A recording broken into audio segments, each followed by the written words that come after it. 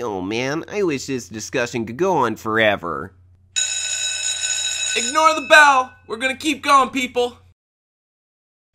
Hello and welcome to Ignore the Bell. Today we are talking about the Matrix trilogy, over 4 parts if you count the Animatrix. So Quadrilogy? Quodri. And actually, wait, but there are like a bunch of different episodes to the Animatrix, so does that make it even more than 4? Octupley. Topology. Yeah, I'm Nathan, by the way. And I'm Tyler. So yeah, we do have a sponsor for today's episode. So of course, Morpheus, he presents Neo with the red pill or the blue pill. And our sponsor for today's episode is the blue raspberry pill. Who knows what will happen when you take it? Buy it today. Yes, very thankful to have that sponsor. This is not FDA approved. We have no idea what will happen if you take the blue raspberry pill. Is the FDA even working right now? I don't know. All right. Anyway, I'm gonna start the timer now, and we're gonna talk for about an hour on all things The Matrix. Yeah. So, what a cultural phenomenon it was. It was past tense. Ooh, yes. That's got to be emphasized. Could I bring up a point right at the beginning about this? Yeah, for sure. So, like 15 years ago, I would say like 15 years ago, I don't think so you're talking 2004. I don't think you could find really any person who was at least not pretty familiar with The Matrix, and most people had seen the movie. Just like 4 or 5 years ago, I was teaching philosophy in a high school, and I brought up we were going to watch The Matrix, and we were going to discuss all the philosophical points within the film. And I had one who had ever seen the movie, and out of a class of like 25 or so, I think only 2 or 3 had even heard of the movie. Oh man, yeah, it's that's staggering. Like if you're talking about something that has surprisingly not had a lot of staying power, how could something be that massive and not everyone knows what we're talking about anymore? Right. Yeah. No, it is interesting. Of course, I'm when I was growing up, I was way too young to have seen that movie. I couldn't really appreciate it when it first came out. I would have been 7, but I still loved it. But growing up, everybody that was my age, they had no idea what I was talking about. Every once in a while, then you would find people who did know it, but I would find people who did know it, but yeah, my classmates, they had no idea. So it's just really, really weird to see that it's not I don't know, it hasn't become one of those films where oh, you have to see it as soon as you're able to. No. Yeah. Surprisingly, I don't know why. It's sort of like what you end up seeing with Avatar, but I get it a lot more with Avatar. Yeah. Because Avatar wasn't doing anything nearly as interesting as what the original Matrix does. So yeah, I certainly not once you get it, at home where you don't have the big 3D spectacle of Avatar. But but yeah, the Matrix has so many interesting, complex ideas running through it, running through the whole series. One could argue too many. Yes. Which I think is the downside. Yes, I would agree. I think that there are some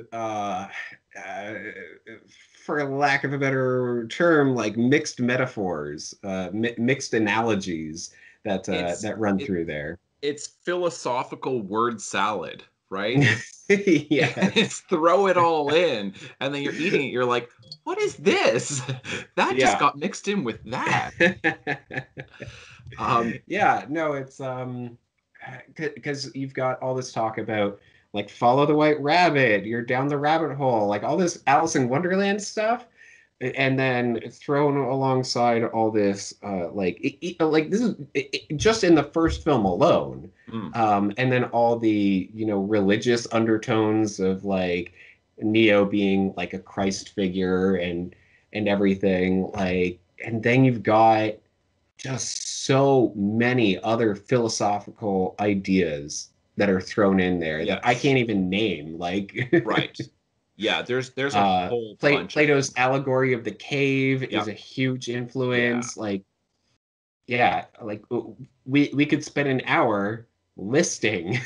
Yeah, and certainly like Descartes, right? And the questioning of reality, of like, how do we know that we are like autonomous beings, right? And it's like, I think, therefore I am, is like Descartes, like Rene Descartes' ultimate conclusion to this. It's that, how do I know that I'm not actually living in a simulation? And Descartes was talking about this like 300 years ago. And he's like, well, I guess the only way that like, there would be no way to prove it epistemologically, through epistemology, that just using your senses, like, you can't tell, because all of these senses could be faked, is what Descartes is saying. So like, following this epistemological philosophical pathway, then you say, well, that could be faked, that could be faked, that could be faked. What I think I see might not actually be real. Like, because this, that like, there's all kinds of optical illusions, sounds that are not actually what they seem to be. But then Descartes ultimately comes to the conclusion that, well, how do I know that this is not some elaborate scheme put on by a demon who has put me into this fantasy, and that I'm just an element within the fantasy, or that I can't trust anything around me? He's like, because I and I alone actually have original thoughts that are being conceived in my mind. And therefore, I think, therefore I am. That I must exist. I must be an autonomous individual, because I can have original thoughts. Yes. Which and the idea that he couldn't prove that anybody around him was real, but just that he himself is real. Yeah. Yes, exactly. Because you can't prove that anybody else is actually real, but you can do it at the individual level. And it's like, the Matrix kind of brings this up. And then this is where it's like too many ideas, because then it just kind of undoes the Cartesian dialect of that. Yeah. And on top of all these philosophical things that are going on, it's such a cool action series. Oh, yeah, it really is. It really is. It's got so many cool scenes. Like, okay, what do you need? Guns.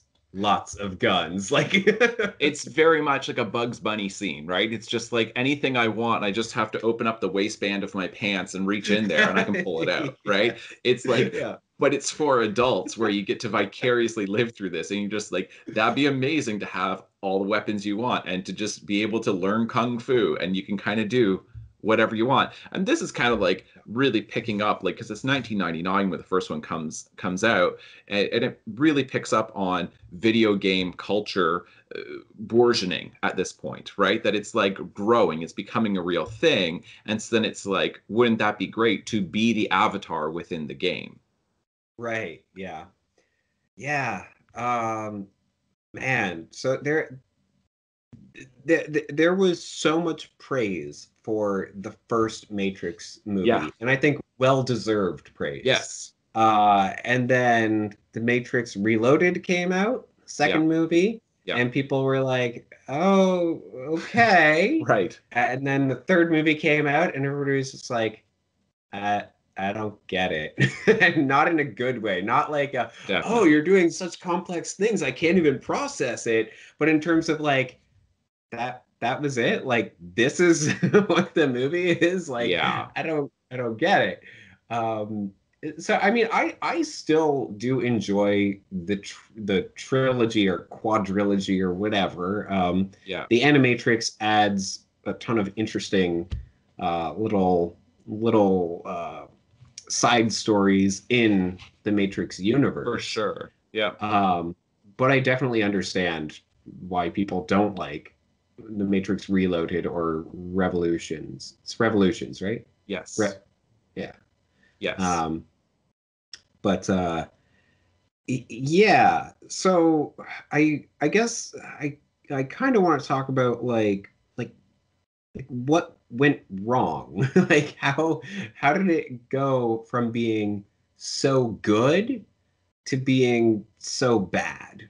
Um, Yeah, I mean, I'll give you like, can I give you my very simple yeah. answer to this? So my immediate, very simple answer is just that they it was a convoluted mythos that they tried to establish within the film that um, is just it is convoluted and it's a mythos, as in you need to understand all of these things in order for the film to have any sense of coherence, or the three films together have any sense of coherence. So Mhm. there's just a whole lot that you have to understand, but then it is so convoluted that it's very, very difficult to parse it out, to actually figure it out. And I think to kind of contrast this with a sci-fi series like Star Trek. Star Trek will use really, really convoluted um, jargon at times and Mhm.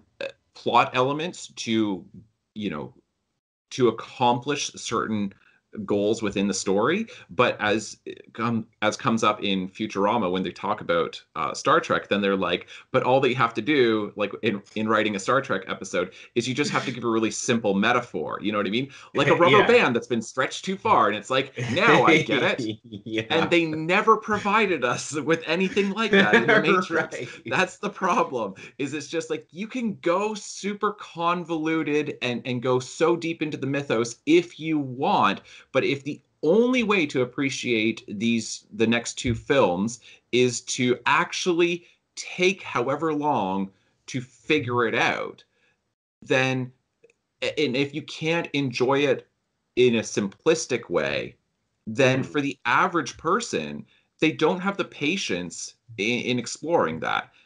Right. And I think a lot of people who did kind of explore it the whole way were still disappointed. They're like, Yeah. well, I really puzzled over it, and then I still don't really like the conclusions that you reach. Like, I definitely feel that way. I feel like I understand the point, but I find it to be disappointing considering I find I have issues with what they did, which I can bring up after. But I want to hear your thoughts on this. Uh, yeah, so I definitely agree with that sentiment. It's as I've mentioned before, like I love transmedia storytelling, Hmm. but and the Wachowskis, I always say Wachowski. Is that not it? Is it Wachowski? I'm not sure. I'll say Wachowski because Sure. that's how it looks. Yeah. But yeah, the Wachowskis, then uh, they definitely wanted to tell a transmedia story Mm. after the first film. You know, like they came out with The Matrix, and then they started working on The Matrix Reloaded and The Matrix Revolutions, which were shot back to back. Then they were also working on The Animatrix, which was setting up The Matrix Reloaded. Mm. Now, like they didn't like direct all those or anything, but they were definitely involved in the creation of all of them. Yeah, like Um, story consultants or something like that. yeah, yeah. Yeah. And then, but then there was also you had Enter the Matrix, the video game that explores some of the other characters in the Matrix Reloaded. I think during the time of the Matrix Reloaded. So if you Okay. wanted to like really understand more of what was going on during the film, then you had to play the video game. And then they also had an ARG. That's my understanding, at least. So an augmented reality game, basically one that was like online that people would from around the world would all try to figure out passcodes and just dig deeper into unlocking more information. And it was like this huge thing. I know that it happened around Spielberg's artificial intelligence or AI film as well. Um, Kubrick's. Yeah. Right. Yes, yes. Yeah.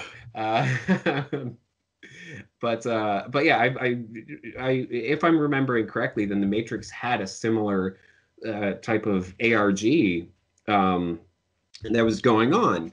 So if you wanted to know more about the world, then you could do it through exploring all these different ARGs, video games, the Animatrix, and all that. And there were definitely some people who were willing to buy absolutely anything related to the Matrix Of media. course, yes.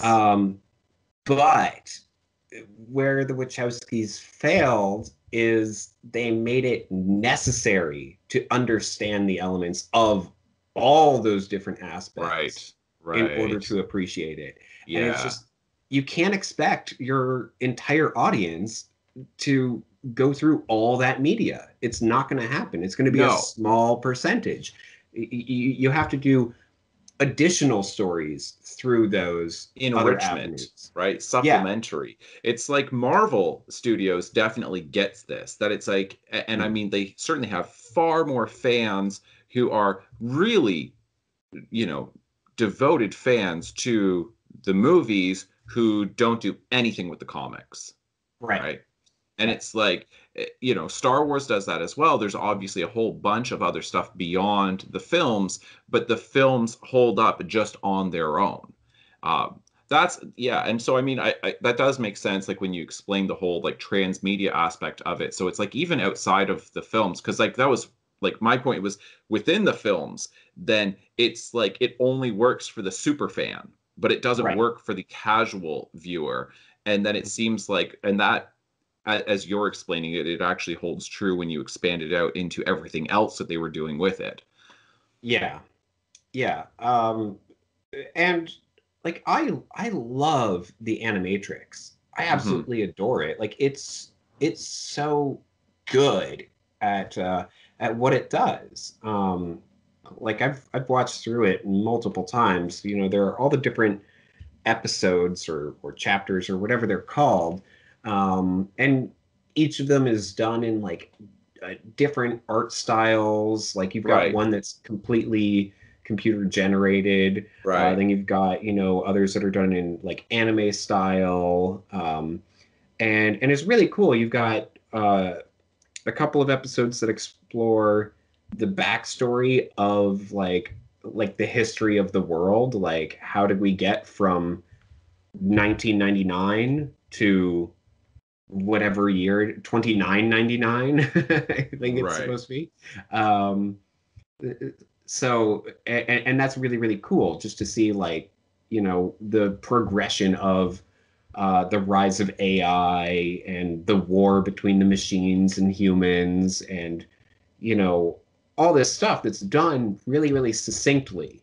Hmm. um and then you also like I think there was only one that was done fully CG. I believe it's the last flight of the Osiris. Um, and that one was really setting up for the Matrix Reloaded, where uh, the crew of one of the ships, the Osiris, then they went to the surface of Earth in the real world, and they saw that all the machines were digging and all this, and so then they were like, "Oh, we have to get this information to the rest of the people." Oh, yes. Yeah. But the only way that they could do that was through the Matrix by like leaving a dead drop Right.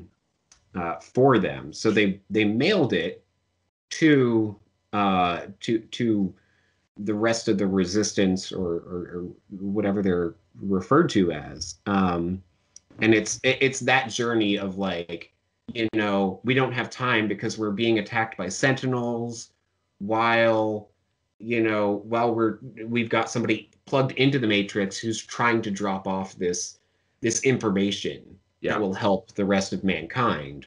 And it works really well if you watch that and then you watch the Matrix Reloaded, and the Matrix Reloaded starts off with this whole meeting between a bunch of different survivors inside the Matrix saying this was the last report that we got from the Osiris. I think they actually say that like in the movie. Right. Yes. But again, it's something that it's like, well, but not everybody saw the Animatrix, and not everybody is going to know that. So that doesn't mean very much. So it's, right. Yeah. Yeah. I mean, and I think like that's, you know, you will hear certain criticisms of writers within like literature, then critics will point to this, like when a writer kind of goes off, then it's like, you know, the writer, he or she fell in love with his own research, right? And it's just like, here's all the really cool stuff I learned when I was like trying to learn about this topic to write this book, and I'm going to tell you all of it. And it's like, because I think it's really interesting because I've been researching this stuff, and it's like, yeah, that's not really important to the story. And I think there's some of that. It's just like it's like the Wachowski siblings were just so into this. They're like this, and then this, and then this, and then this, and then this, and it's like, whoa, you have left the layman so far in the dust that it's like, this might be, it's like, I don't know, it's almost like stepping into like the last campaign of like a giant D&D thing, like a Dungeons and Dragons like story, and like the people at the table who are playing, they all actually understand the lingo and the mythos within the story, and it's like they're excited for it. And they're so excited. They couldn't be more pumped up, and they will argue about like, you know, like trivial parts of it, but then for the average person, you're just like, I have no idea what the hell's going on. Yeah. That's how it feels. And it's just like, I'm glad that like they had so much fun getting into this, and that they had like hundreds of millions of dollars to like make these movies to be able to fully explore it. But I definitely feel a little left in the dust. I mean, like, maybe that's not even true for me, but I think a lot of people felt left in the dust. Yes. Yeah, I would agree. I mean, the fact that the end of the second movie, the real climax of that film is Neo reaching the source, which is like the father of the Matrix. Yeah. And talking to him. Is he the source, or is he the architect? The architect. That's his name, but I think like that, like going through the door was supposed to take him to the source or something. I might have my it's a confusing series. It is. The only reason why I know this is because I tried to like bone up on this before we started. So like I watched a few like review videos to be like, oh right, okay, now I got it. But yeah, so he's like talking to the architect, and the architect is explaining, oh, you think you're so special? You're the, what was it, like the seventh incarnation of the one? Yeah, I think it's sixth, but it might be seventh. Yeah, somewhere around there. And this is just a cycle that just keeps going. The only difference this time is now you have a love interest, and so now you have a different kind of choice where you can go back and save her, which will doom mankind, or you can save mankind and have everything restart all over again. It's like, that's not much of a choice, is it? Which is the point. But it's this is like where I want to get into. You can finish your point, but I definitely want to talk about that. Yeah, no, I mean, again, like, it's something where I'm like, that's really, really awesome. Like, it's such a cool concept, but it does weaken the films in that this is just going to keep happening. And this has just happened before. And yes, it's slightly different this time, but it just keeps going. Like, there's no getting out of it. Yes. Good. Okay, I'm glad that you feel that way, because that's exactly, like, those are my thoughts on it. So, okay, I want to talk about that, but before I get there, so let me just like a little aside. Yeah. So when the Matrix first came out, I was not interested in seeing this movie because I was still like fairly like even at like 15 or 16, whatever I was still fairly like pretentious in my taste when it comes to film. And so I'm like, I do not want to watch a stupid action movie. No, not interested. It's a stupid action movie. I don't want to watch it. And everybody's like, it's so great. It's so great. And I'm like, you guys are doing the opposite of what you think you're doing. Like when the mob all says yes, then I tend to go, I don't know, because I think that the mob tends to be stupid. And so so I didn't want to participate. And then like mom convinced me to watch it. She's like, "No, it's really good. I think you'll like it." I'm like, "All right. I'll watch it." Really? Yeah, yeah, no, I it was mom. not aware of this. Yeah, no, because like I think she had rented it or something, and everybody else in the family watched it, and I was like, not interested, and I refused. And so then she like told me, no, no, no, you should watch it. So I took an afternoon and I watched it, and it blew me away. Like I was like so blown away because it was so much more than just slow-mo diving out of the way of bullets. It was so much more than that. And then you ended up getting so into it. So I remember like taking you to the movie theater and paying for your ticket because, you know, you were like pretty young. And I think probably Matrix Reloaded came out, what, like 2002? Yeah. So then I would have been about 10. Yeah. And then the the next movie Revolutions came out. Yeah, Yeah. like I took you across town to go to the IMAX theater. I don't know if you remember this, but I literally I took you to do. see it I in I IMAX. very much remember this. It's fond memories for me. Yeah. Being like 11 or however old and looking at my ticket, I'm like, it says it is an R-rated movie. This is so cool. Like, Right. I don't even know how I got you in. Unless maybe in Canada it was 14A.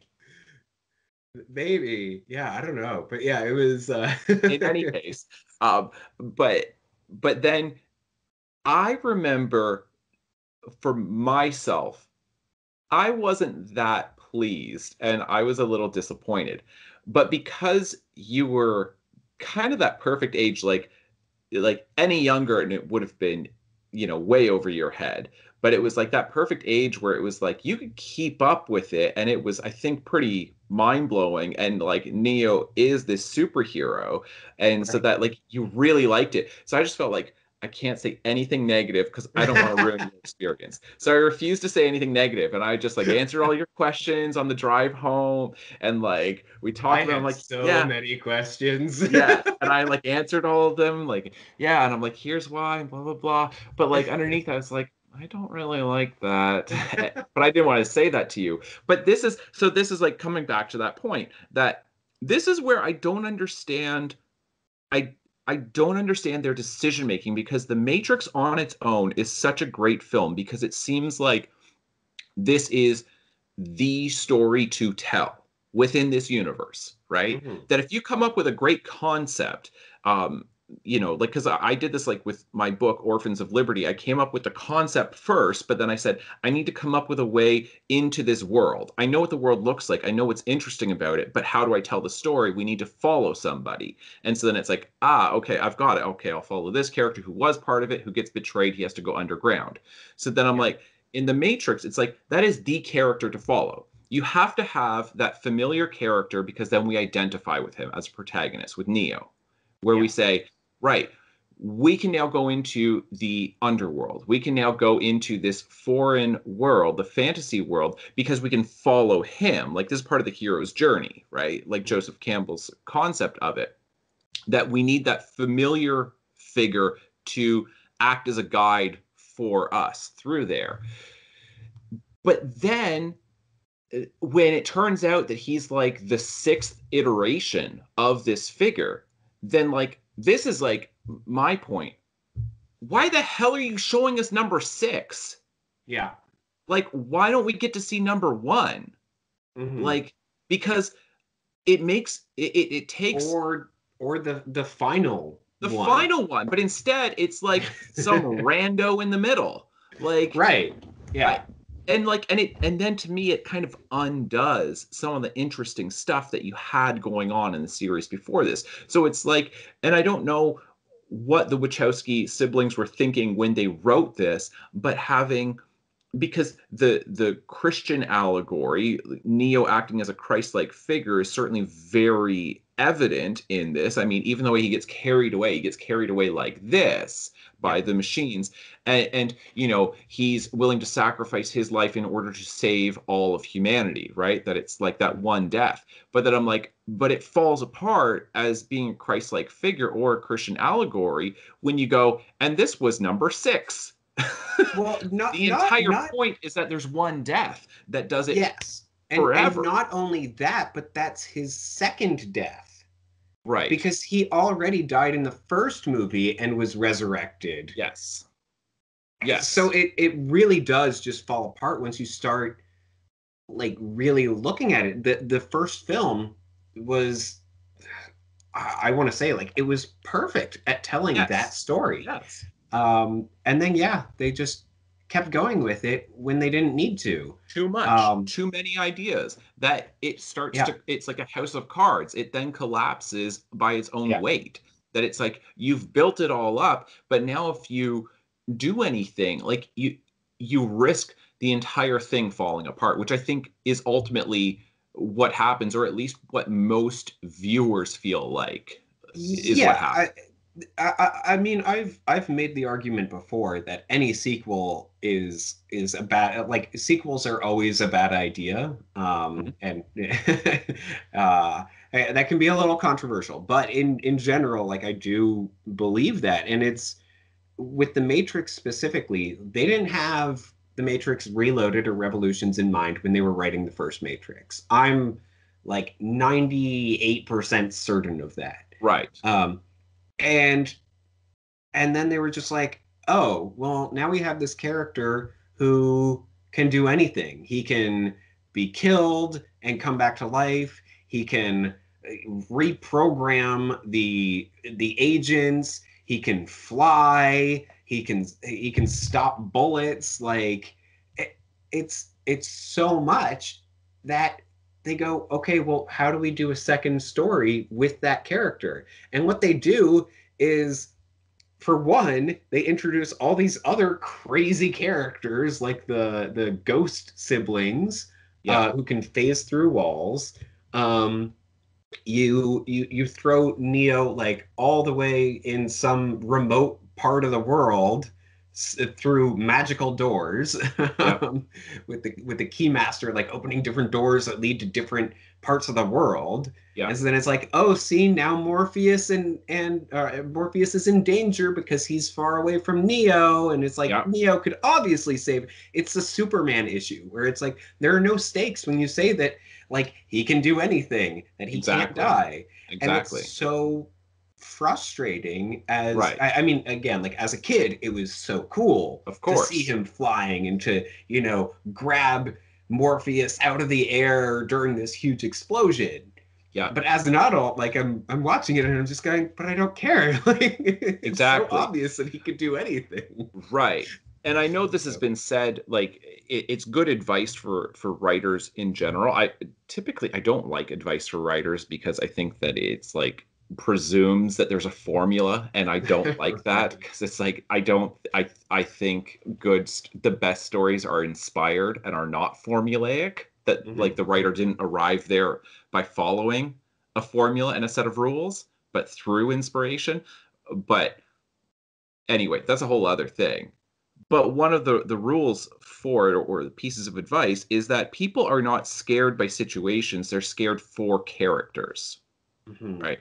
It's that we identify with characters, and then we are concerned about what would happen if this character is endangered. If this character gets hurt or killed, that would actually, like, cause this affect in us. Like, we would be emotionally upset by this. But when you have a superhero type figure, then it's like you can put him into the craziest situations imaginable, which I think you see in superhero fiction in general from kind of this point forward. They think if we just make the stakes bigger and bigger and bigger by having bigger villains and crazier action sequences, that the suspense will increase. But it's like, it won't if we don't believe that the character's ever really in danger, or if we don't care that they're in danger, because we just don't care about them as an individual. Yeah, I think it's really sad too, because the Wachowskis had a perfect way of still having that balance, of having there still be stakes with Neo in the real world being hunted by Sentinels. And it's like, well, yeah, they can definitely kill him. And, anytime that he goes into the Matrix, he's risking everything. And then the end of the Matrix Reloaded, it's like, nope, he can stop Sentinels in the real world.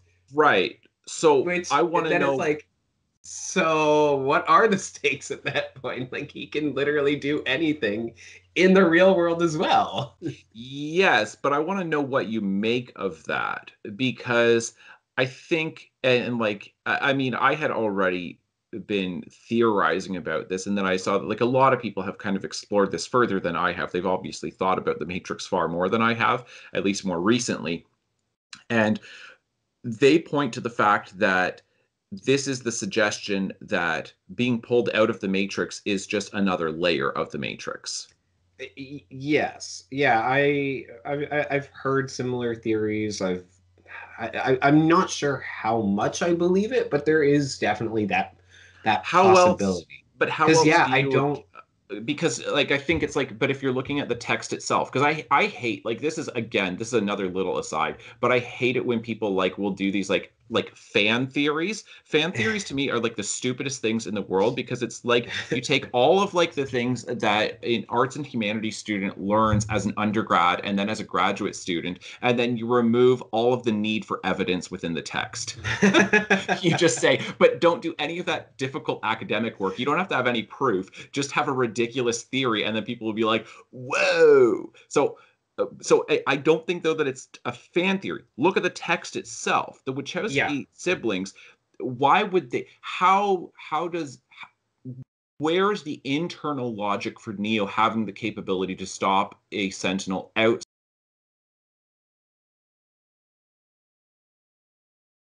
I think that as further evidence for that theory, then the architect says, like, if you go through that door, then there will be, what is it, like 12 male, 6 female or Yeah. something that'll be like, that'll survive in the real world. Yeah. And it's like, oh, so clearly the machines have control over that world as well. Yeah. So unless he's just talking about, well, we're going to kill everybody in the real world, and then we're going to set 12 people or like 18 people total free Mm-hmm. by our choice, making them think that it was their choice. And it's like, but that's really complicated. And it's weird that a film that explains so much, it spends so much time with exposition, Yeah. doesn't still doesn't give you answers to those questions that seem crucial. Like, it's just like, I don't get it. How, like, what does he mean by that? What does he mean by there will be, these people that'll be selected to start the new resistance? Right. Yeah, I think that part is certainly it needs, that was an interesting idea that gets brought up and then they don't explore it. Right. Because I'm If like, we followed one of the other 5 Neos, yes, that's why I'm saying, then why we did get they to start see with it. the first one? Because that actually seems interesting to me, is that the machines have essentially won. They've Yeah. defeated humanity, but then because you have enough people who are rejecting the Matrix itself, then they have to then get that group of people out of there and provide them with some other, like, task to work towards, wait until it builds up enough, and then like knock it all down again. And out of that, then they have a figure who's doing stuff that who can work within the Matrix in a way that they didn't think possible. Seeing that happen for the first time, instead of seeing the machines as like condescending, jerks, where it's just like nothing you do We can know that all surprise this us. is going to happen, and like there's Right. no. Yeah. It's like, well, then you're telling us that there are no stakes. You're telling us that this story's already been written, and so therefore, and this is like where philosophically, I get what's happening here, because I have not studied philosophy very deeply, but compared to the average person, then I've studied it more than the average person, and like, for one thing, what's happening within this is, of course, they're machines and they're like computers, and so they're presenting Neo with a binary choice. But because computers work in binary code, they work in ones and zeros, unless you go into quantum computing. But that doesn't seem to be what's happening here. And so when he presents him with two doors, then it's like, well, this is binary choice, like by definition. But then the implication within this is that it's postmodern philosophy from the French theorists of the 1970s. So particularly Michel Foucault and Jacques Derrida, who and there's a bunch of other ones within there, but they would be the two best examples of this philosophy. And the philosophy essentially goes something along the lines of the world operates by a network of power, where you have those people who control everything, and they are constantly presenting us consumers within this system with false choices that feel like real choices for us, but ultimately they're pulling the strings on all of us. And it's like it even goes back to like Nietzsche in the 19th century, where he says that there's no doer behind the deed, as in when you do something, you don't actually have any autonomy, that doesn't actually exist, that it's all socially constructed. Every single choice we make is not an autonomous decision, but it's like through the network of power that exists within late capitalism. So that's what they're suggesting. And I think like, okay, that's a very popular philosophy from the 1970s forward, but that's not truth. It's a theory. And so then the machines and within the Matrix film, then it's like, it takes that theory, but it doesn't challenge it. And that theory should be challenged. It should be challenged by Neo. Like, you can challenge it in the real world. Like, I can challenge that theory and say, I do have autonomy, and it's not all a series, like, it's not just a network of power that controls my choices, but I can actually exercise free will within a late capitalist society. Like, I can challenge that narrative. Yeah. Yeah, no, it's I agree with all of that. That's it's very well said. It's like, where is the challenge? Why doesn't Neo challenge him instead of like, why does he continue following like the rules? Like the architect says, there's that door and there's that door. Then I'm like, go and rip the guy's head off. Like, present a third option, smash every TV in that room. Like, why are you following, like saying that I have to like go to door A or door B is saying that there's gravity and there's physics within the universe, but you know that you can bend the rules because you know that you're in a simulation. So if Neo actually knows that he's in a simulation, why does he continue following these more complex rules, but they remain rules? Why doesn't he break them? Yeah. Yeah, if he had like flown through the ceiling, that would be awesome. He'd be like, I'm not going to go out either of these doors. I'm going to go up. Right. Exactly. Because like, if you see what I'm saying, then, you know, it takes like, that's what's so interesting about the first film is that when Morpheus is training Neo initially, not even in the Matrix, but just in the computer program that they have on the Nebuchadnezzar, when he's training him, then, you know, Neo's fighting him in the kung fu like dojo, right? And then, you know, Morpheus leans in and he's like, you think that's air you're breathing?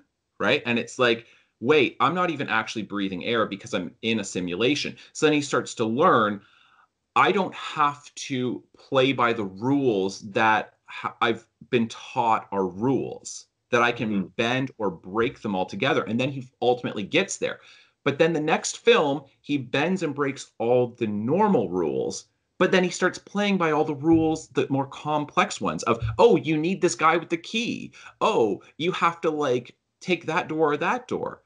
Like, how is he a hero anymore? Instead, he does become just a person who, yes, exactly. Somebody who doesn't actually have free will, which is frustrating. You're like, I'm following this character now.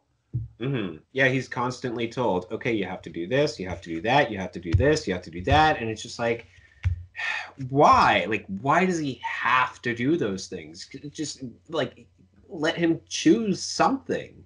And if they're taking on this philosophy of postmodernism, like a French postmodernist philosophy that individuals cannot actually exercise free will within this particular like form of civilization, then it's like, yeah, you are going to ultimately leave your protagonist in a place where he's no longer a protagonist, because he is, I mean that in the most literal way, because the protagonist is somebody who's trying to achieve something. And now it's like he's not trying to achieve anything. You've just made the machines the protagonist, and Neo's not even an antagonist. He's not even trying to stop them. He's just like doing what they want him to do. Yeah. Yeah. So I'd like to talk about. I mean, that's a lot on Neo. I want to talk a little bit about Agent Smith, because he provides like a really interesting, not exactly a counterpoint to Neo, but certainly just a different. He's an interesting character to follow. For he sure. starts out by being part of the program, by all this, and he's constantly wanting to be unplugged, which is interesting because it's like, but you're a computer, like you're programming. How, like, he takes out his earpiece and he looks at Morpheus and he says, "I need out. I can't stand this place." And then his the fellow agents come in and they're like, "What were you doing?" He doesn't even know what he was doing, and it's very much like, yeah, he's bound by all these rules just like all the humans are, but he somehow has an identity, an individual identity. Yes. And it's really, really cool. And then in the second film, I don't know what happens. He starts taking over other people by just shoving his hand into them. Yeah.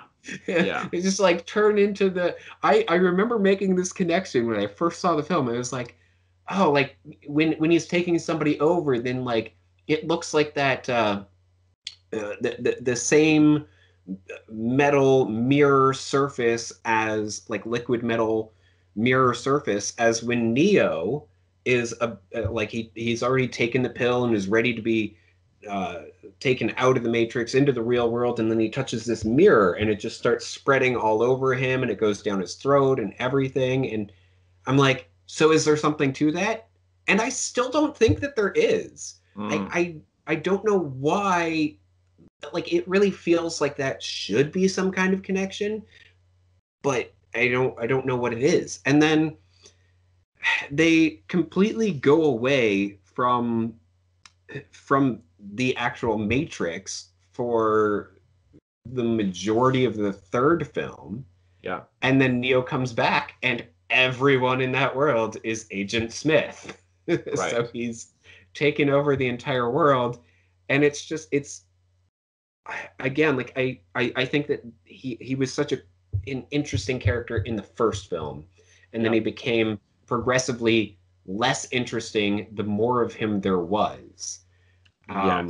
It was like he was acting like a virus, I guess. But again, like it is this word salad of like, you just throw so many different ideas in there that they don't make sense. Like they just they get in the way of each other. Absolutely. And I had heard that that's what the Wachowski siblings did when they wrote The Matrix. Like, I don't know if it's like, if this is actually true or if this is,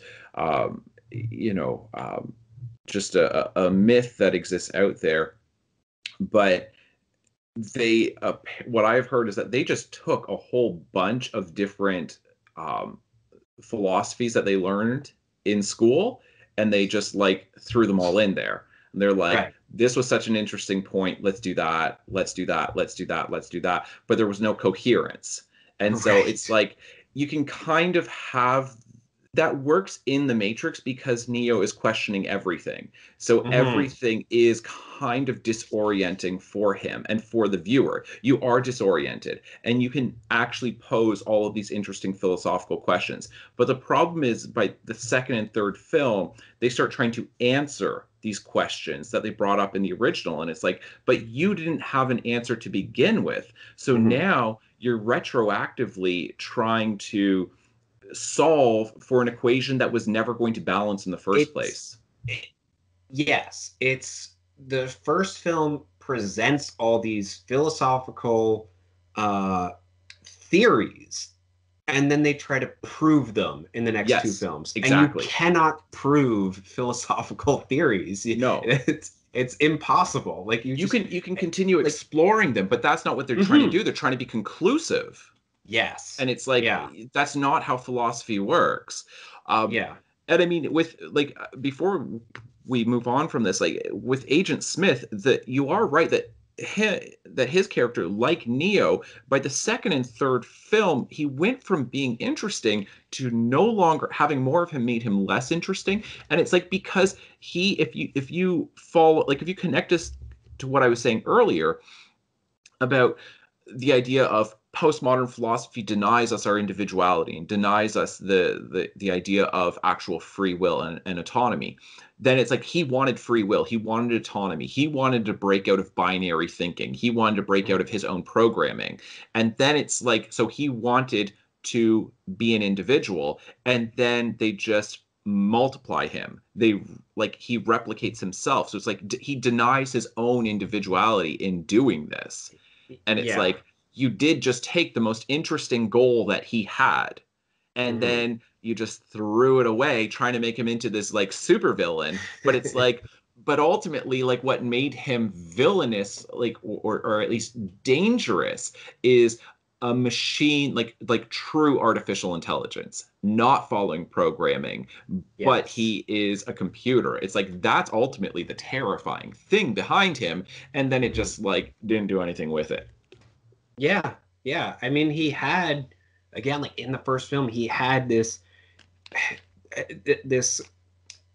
weird revenge complex of like I have to get Mr. Anderson. I have to go after him. He had this weird obsession with Yeah, Neo, which was different from the other agents who didn't care. They were like, "Oh, he's right, just another one." right, And no pun intended there with him being literally another the one. right, right. but um but yeah, there was also that odd moment with Agent Smith. He takes over um, uh, a human who has been set free and then answers the phone and is taken out of the matrix and possesses this guy's body in the real world. And it's pretty confusing what's going on at that point. I don't think that that's choreographed very well. And then even if you do understand what's going on, then at the end of the film, it's like, well, Neo wasn't the only one who survived this whole thing.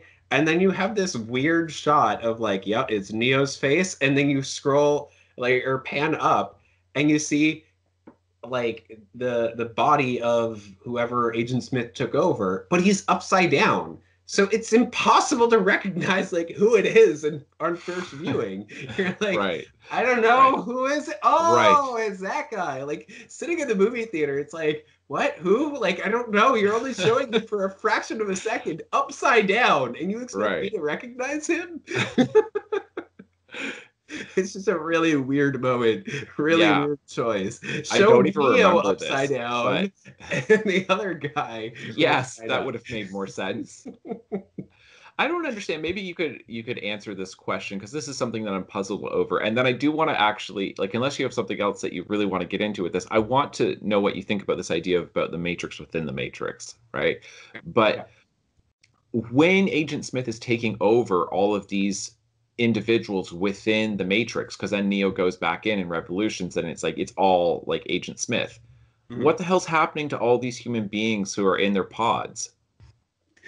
Yeah, it's a good question because isn't it supposed to be that their brain power is like a battery? Although Yes. apparently it was originally, which it makes a I, lot I more I sense. learned this. Yes, Yes. go ahead. It was originally supposed to be that they were like I think like the computer processors. Yes, the Is that computing correct? power. Yes, that they Yeah, were using the brains as like whatever, like yeah, yeah. Not as processing power. energy, but Right. yeah, processing power.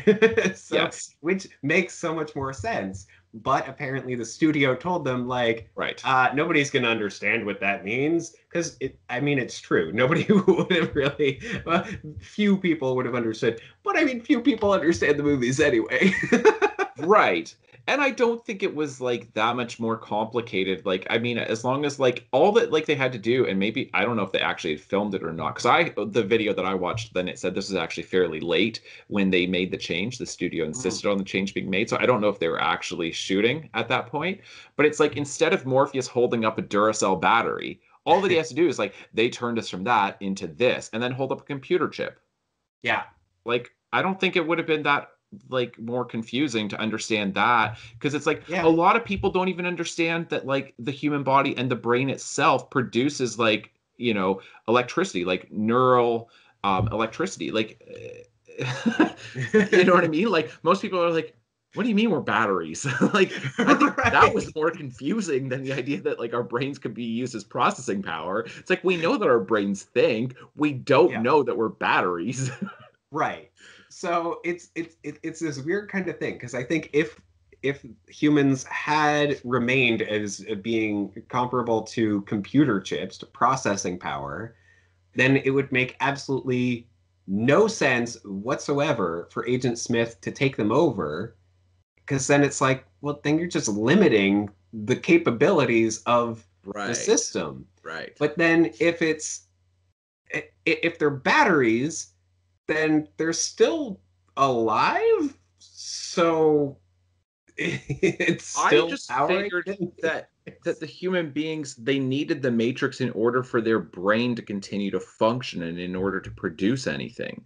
That if Right. Yeah. like if you don't provide the human brain with something to actually do, then it's not going to be producing electricity. That it's Mm. like you'd be essentially brain dead, right? That if you're Right. in a coma, like and not just I don't mean in a coma, but I mean for somebody who is in a vegetative state, then their brain is not producing. Like if you actually look at it on like an MRI, like it's not there's no activity, right? Mhm. So that's the idea of being brain dead, which is, as far as I understand, believe me, I am no doctor, but as far as I understand, like that's what it ultimately means if somebody's in a vegetative state, that their brain is not actually doing anything.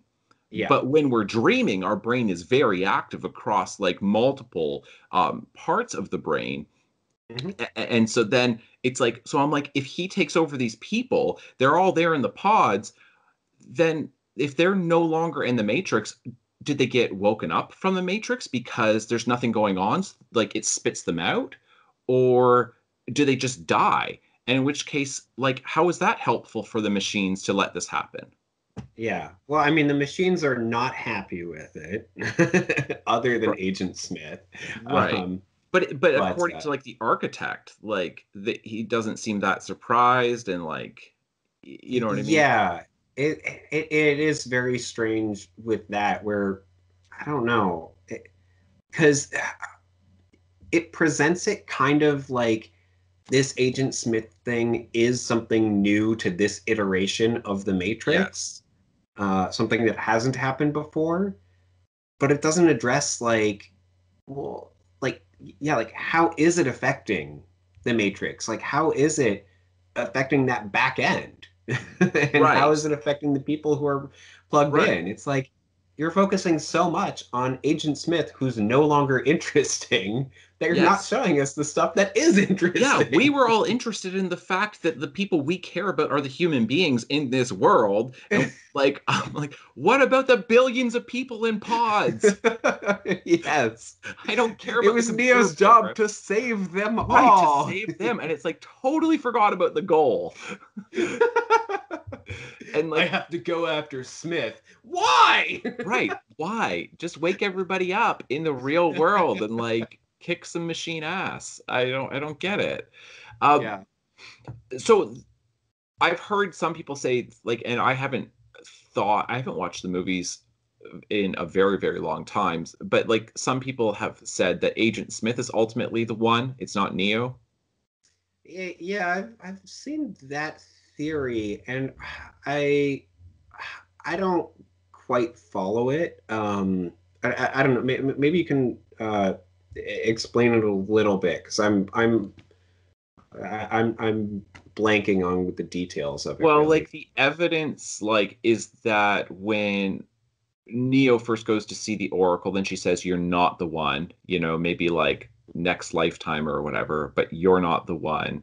And I'm trying to think of like what was it like. It's like the person within the Matrix is going to be able to do things that they can't even imagine, and it's like ultimately Smith is doing things that nobody thought possible, that he is part of the Matrix itself, and he is now doing things that like he's not following his programming, and he seems to be presenting options besides a 0 or 1, that he is Right. actually exercising autonomy, and it seems to suggest that Neo himself is actually following programming, that they're not surprised by what Neo is doing, but they are surprised by what Agent Smith is doing.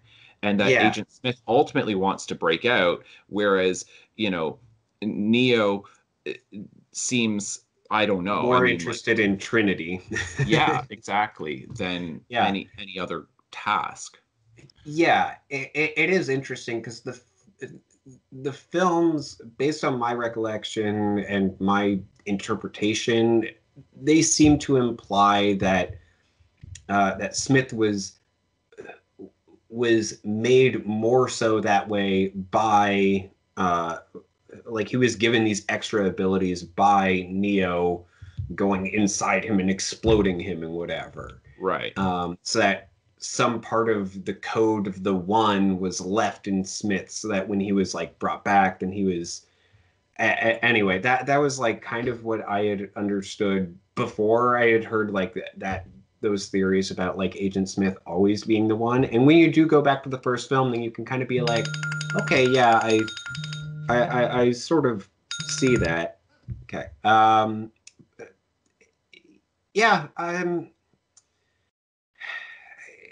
it's I'm not sure how I feel about that one. It's Yeah, it's me an neither. interesting theory, but I don't.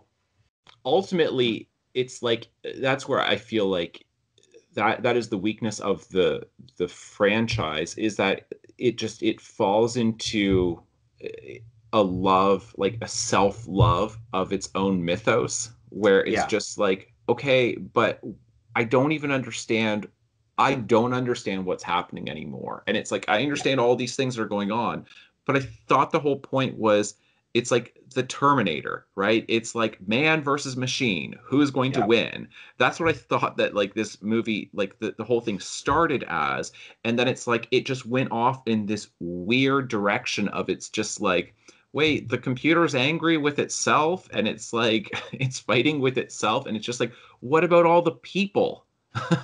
Yeah, it's very strange because it does become more of like I think the films even reference Agent Smith being like a virus. Yeah.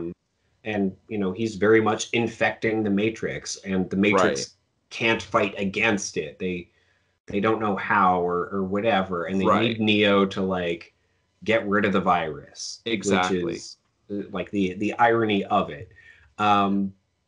Which is It's where like Agent Smith can be seen as being the one, in that he's this thing that continues to disrupt it in multiple iterations, and that you need that figure of Neo to stop him. That it's like, we don't know why, but there is a little flaw in it, and that it like it goes along fine for a while, and then you get this thing that kind of corrupts the whole thing, so then you have to like basically do a hard reboot on the entire program. yeah. And so in that way, then that's like the real issue is not Neo. The real issue is the Agent Smith figure that they can't seem to fix. Yeah, so again, this comes back to this being, the sixth iteration or seventh or whatever it is, and it just being plopped right there in the middle, where it's like, well, if it had been the first one, it would have been really, really cool to see the machines actually being like, okay, how do we do this and all that, if you wanted to focus more on the machines. If And you then they wanted to could have focus more done on right, and then they could have done sequels. Yes. A new iteration of Neo, where it's like, Absolutely. even if they skipped over a bunch of the ones in the middle, right? They could have like Mhm. kind of presented that in some like flashbacks or backstory, but like you could have Mhm. gone from 1 to 6 or 7 Yeah, if I that was going to ultimately was the suggest this finale. exact thing. Yeah. Yeah, because Yeah. yeah, that would have been so cool to see the first iteration of the Matrix, then seeing, the sixth or seventh or whatever iteration it is that they introduce this love interest that changes Yeah. things. Yeah. Because at the end of Revelation or Revolutions, then the Oracle says to the architect, it's changed before, it'll change again. Like Hmm. there will be something different again. Yeah. And it's like, okay, cool. So are we going to get to see when it's different? No? Great. This is the thing. And it's like, this is like what, like, I mean, Because it's we don't get to see the difference. We right. only get to see this one view of it. And it's like, okay, well, you're saying that it's different from a previous time, but we don't get to see how it's different from a Right. previous time. We don't get to see how it's going to be different in the future. Right. And it would just be so much more satisfying to have it be like either the machines win or the humans win, or they learn to live in peace, or whatever it is that happens. Like, Yeah.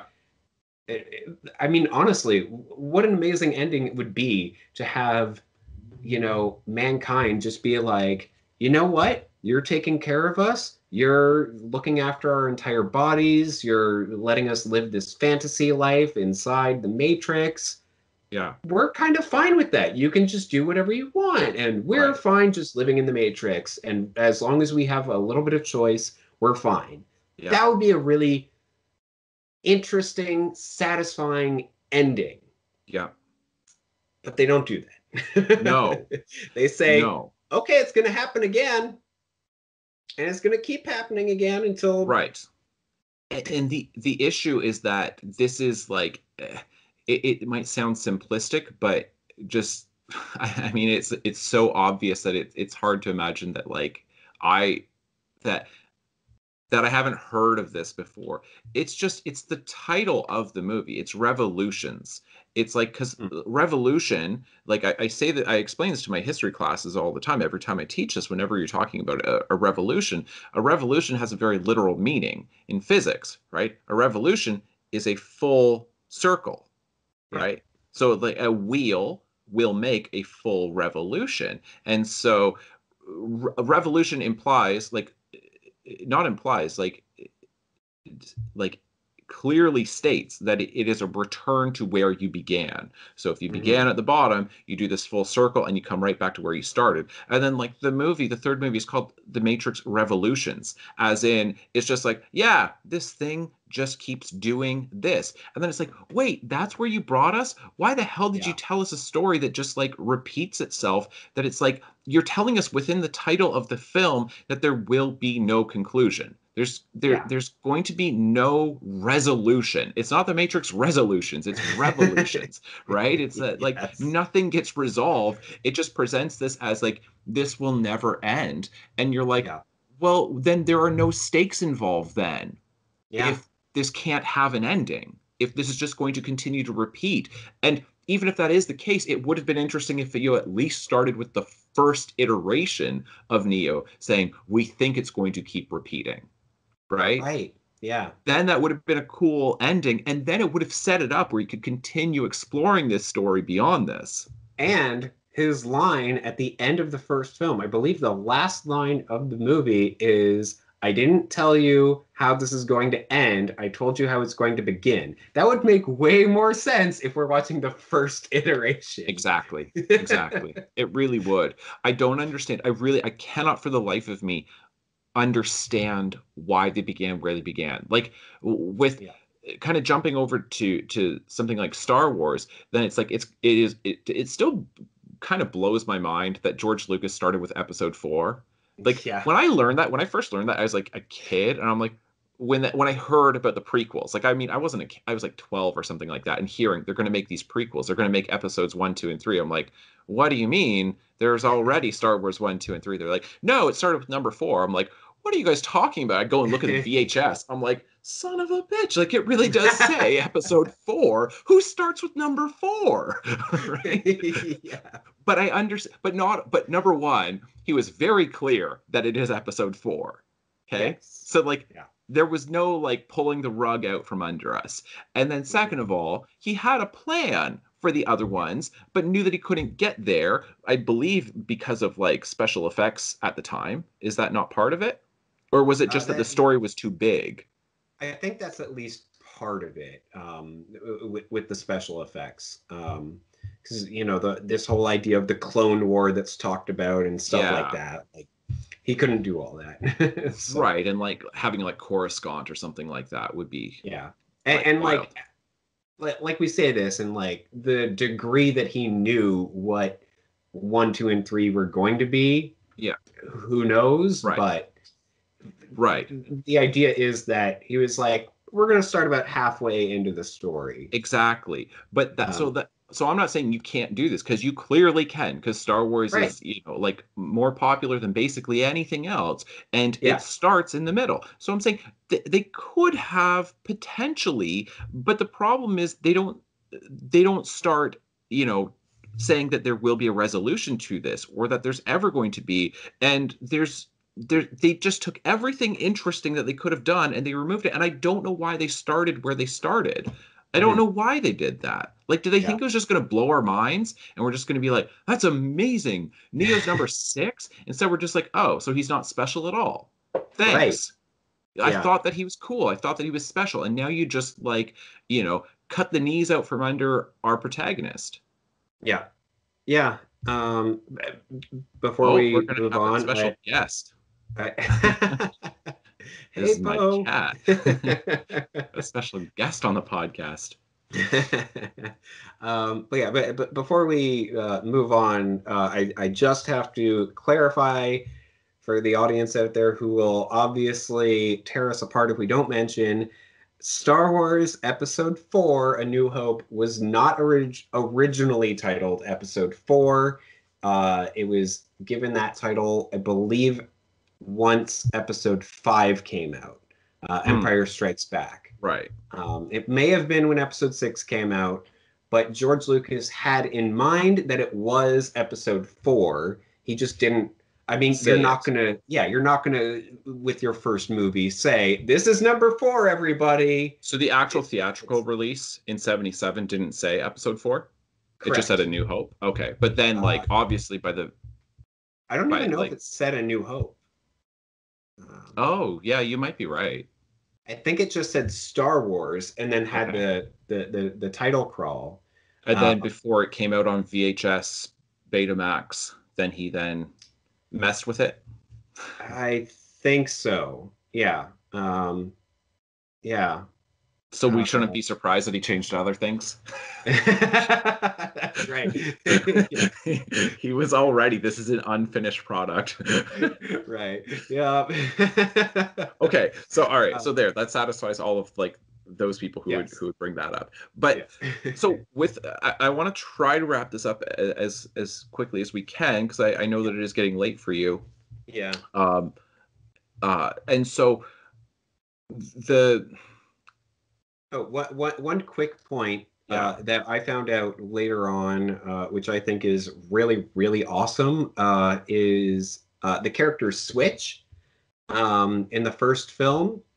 Originally was written to be, I believe it was a male in the real world and female in the Matrix. This whole idea of residual self-image or whatever. Right. And obviously it has significance to the Wachowskis, who, have had... who are transgender, right? Right. Now we're trans women, and were born male. Right. Yes. Yeah. So it was kind of their way of like putting that in before they were ready to really talk about that about themselves. I think it's a really cool inclusion, and it would have been really, really interesting. I actually would have. Yeah. I actually would have like thought it would be better than just like random women. the way they presented Switch seemed like, I don't know. Yeah, I just feel like it was too subtle, and Yes. I just think it would have been better if it was a little bit more overt. Yeah. Because it's just like, you're obviously getting at something here, but you're not saying it. Just say it. But I understand that obviously, like, trying to pitch this in part to executives. I mean, executives couldn't even handle the idea of like brains being processing power. So I don't They'd be quite like, know. what do you mean you want a different actor to play the same character? Do you know how much that's going to cost me? Right. I don't care about gender theory. That costs money to do that, to cast Dwight. Yeah. Yeah. So, sorry, I just needed to make sure that like we talked about that before we sure. wrapped up this discussion. But yeah. So I remember, like, when I was in university, then I took a first year philosophy course. Like, this is the first time I started taking it in university. Then my professor was talking about the Matrix, and then she said that the Matrix would have been so interesting if, like, it would have been philosophically interesting if it implied that even being pulled out of the Matrix is not ultimately being pulled out of the Matrix, that it's just like you're just in a more dystopian version of it, but that provides you with that that gets a human being to stop fighting, because it's so horrible within that world that you can't possibly imagine that this is a simulation, because of course you can question, like, even our world as it is, and there's enough tragedy, there's enough disaster within it, that you would say, well, this can't be a simulation because this is not a utopia. So it's like, you have to have a little bit of bad, because they do say that within the film, human beings rejected a utopic world. If it's too perfect, then they resist. But if you have some problems in there, they're okay. But then it's like, it could have been interesting if you say, but then if you've got a hell of a lot of problems, if you have a dystopic world that nobody thinks that they're in a simulation because they've already seen that better world, so they can't imagine, like, well, if this is just another layer to the Matrix, why would I want to get pulled out of that and into some awful hellscape beyond that? Because it's already really bad. And so then she said it would have been interesting if it did that, but it didn't do that. It implied that there was one layer to it, and then that was it, and therefore it's not a very interesting film. But then I think people have theories about this. I don't even think it's that people have theories. I think the text itself, to me, that's like that's my thing, is you have to go back to, but what does the text say? Yes. So the text itself seems to imply by Neo stopping the Sentinels. Like, I remember at the time I was, I don't know, like 18 years old or 19 years old or something, in the theater watching this and thinking, like, he can't do that. So what is he actually in the Matrix still? That like, and I don't quite know what to do with that, because the rest of it doesn't seem to suggest that it is. But that part where he can suddenly now stop the Sentinels, where he seems to be able to break the rules within this, suggests that he's still within the Matrix. Right. Yeah. Yeah. And I come back to that line by the architect about, oh, well, we'll just restart, even the real world, essentially, with these 18 people or whatever. But again, like, it happens at the in the final 20 minutes of that film, and is never talked about anywhere else. Right.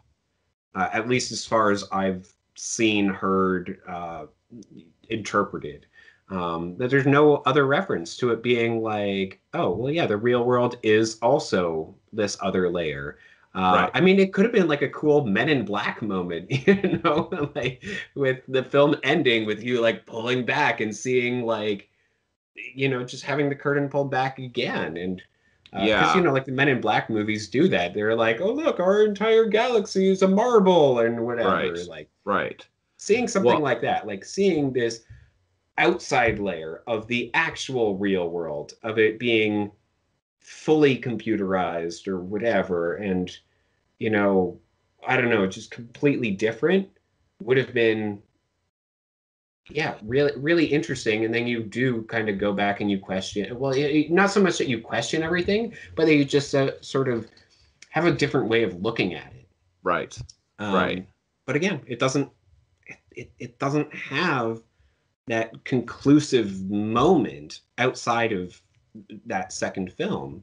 Even having, it doesn't even have to necessarily be conclusive, but at least some kind of resolution. Like, yes, because I think a better example maybe would be Inception, Christopher Nolan's Inception, right? Where it's like dreams within dreams within dreams. And then like you do start to question, like you question whether Leonardo DiCaprio's character is actually still within a dream or not. And then there is some ambiguity to the spinning top at the end of, is it wobbling? Does that mean that it's going to topple or not? But at least it's a resolution. It might be an ambiguous resolution. Yeah. But it's not just like inconclusive where it's just like, right. Yeah. Yeah, because the films end with a sunset, and it's just like, okay, or sunrise on the new iteration of the Matrix, and you're just like, that does nothing. No, and I think like I haven't heard anything from the Wachowskis about whether they've ever had any interest in pursuing this further. Have you heard anything about that? No, I have not. Yeah, it's I mean the Wachowskis like I have like the ultimate edition of the Matrix trilogy, and it's got this booklet in it that talks about how like the reasons why they have two sets of commentary on every single film. And they also mentioned that the reason why neither of those audio commentaries are by them. And they specifically say, we found that when we started telling people about what we were doing with the films, then people stopped telling us what they thought the films were trying to do. Right. Which is admirable, I would say, like to be like, oh, well, we want fans to have fun. We want fans to be able to theorize and everything like that. So they have their reasons for not talking about the films, like what they mean or anything like that. But I have heard nothing about them, doing any sort of follow up, which would be really interesting. Yeah, I mean, I have a theory about that. I mean, I think they are just as perplexed by what happened at the end as we are, and they have no idea where to go from here.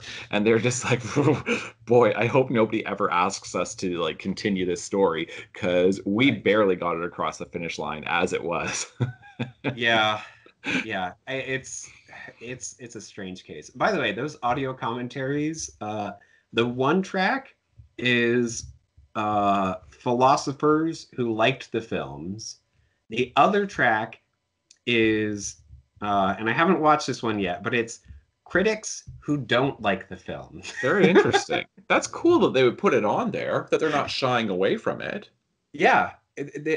They had a little pushback from the studio, of course. Yeah. Well, I mean, what are they going to do, though? Like, you already spent the money on this special edition. Yeah. Like, I want to return it to the store. It's like, why are you returning this? I didn't realize it was a bad movie until I listened to the commentary where critics told me how it was a bad movie, and now I want my money back.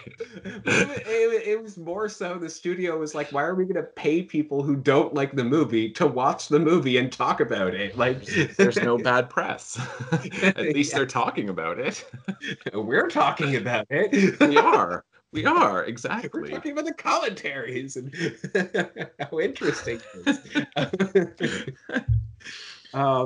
But yeah, it's very interesting decisions all around. I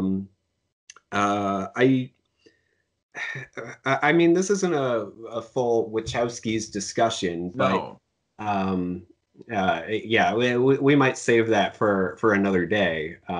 Yeah, because I mean, for one thing, like we hardly talked about any of the technical aspects of the original Matrix film, which, Yes. and Yeah. we also have not really talked about the actual action sequences, because I Yeah. think that there's a ton that you can do by looking at these films and really examining them and then saying this informs so much of what we see in mainstream Hollywood cinema for like Absolutely. up to the present. And their film inspirations, because we've talked so much about their philosophical Yes. inspirations and basis, but the films that they based all these off Right, of, they're absolutely. Yeah, and it's like kind of really expanding out like this influence within Hollywood, which I think you see in Tarantino as well, of like getting Mhm. more into like kung fu and Yeah.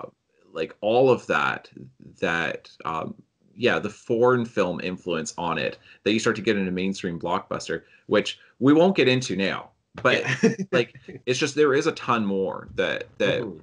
we could talk about with this, and maybe we'll do a follow up because I do plan on doing follow ups with these things.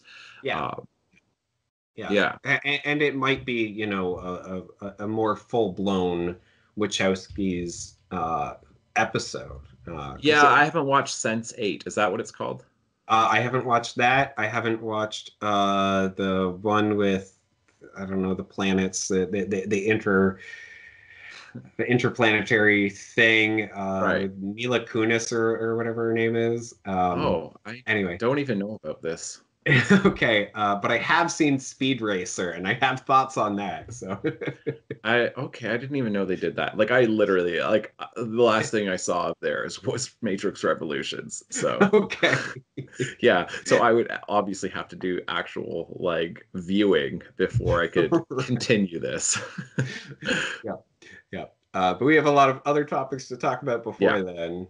yeah. And hopefully this discussion was enjoyable for Was enlightening. Hmm? yes. More comprehensible than the Matrix trilogy itself. Right. If we have not achieved that, then we are in big trouble. Hopefully, we helped you understand the films a little better, even if we ended up getting more confused. Right, I know, because that's always what happens to me. I just feel like I'm just like, it's not over my head. I think that this is just, it's like a Gordian knot. Do you know what I mean? It's just like this can't be undone. It's just tack it in the middle. That's how you fix it. Yeah. Yeah. Oh, man. Okay, I guess we're done, right? Yeah. All right, cool. Thank you so much for watching. All right, Great. See ya. bye. Ignore the bell, people. We're gonna keep going. We're still ignoring it. Don't worry. I, I don't know what that. I think that's the fire drill. All right, we're gonna go home. Yeah. All right, we're done.